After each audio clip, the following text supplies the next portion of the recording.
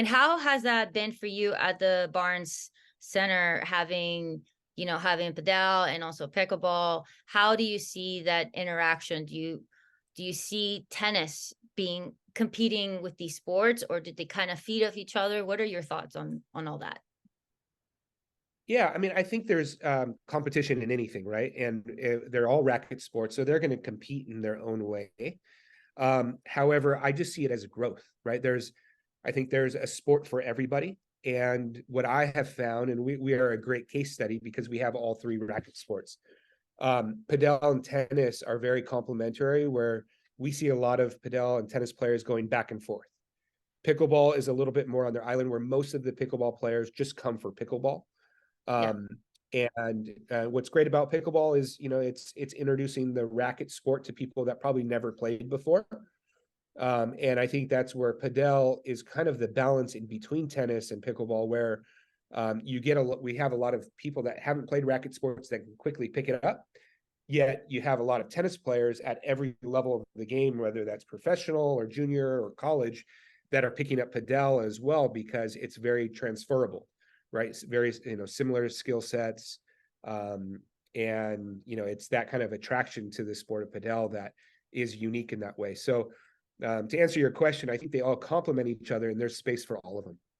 Yeah, and I think as a tennis pro, you first, and I've encountered it too. I still sometimes do encounter that kind of resistance because you love tennis and you hate for anything to compete against it. You're already competing against other sports, and you Yeah. know, uh, for attention with other sports and other things, because people have so many options nowadays.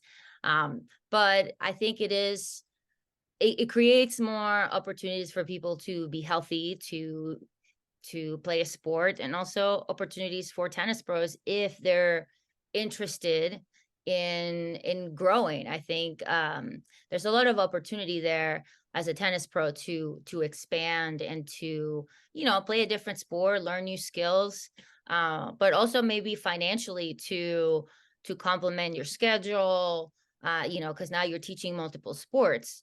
How do you see that happening? How profitable do you really think, like, padel and pickleball can be to a club and to a tennis pro? Yeah, yeah. I mean, I absolutely agree with your statements there. So we already know how it could be profitable, right? So adding pickleball, adding padel, you got more people on the court, on one court, so you're going to have a lot more people generating revenue. So it's definitely a great revenue generator for clubs to add. The great thing with us is we're not taking tennis courts away.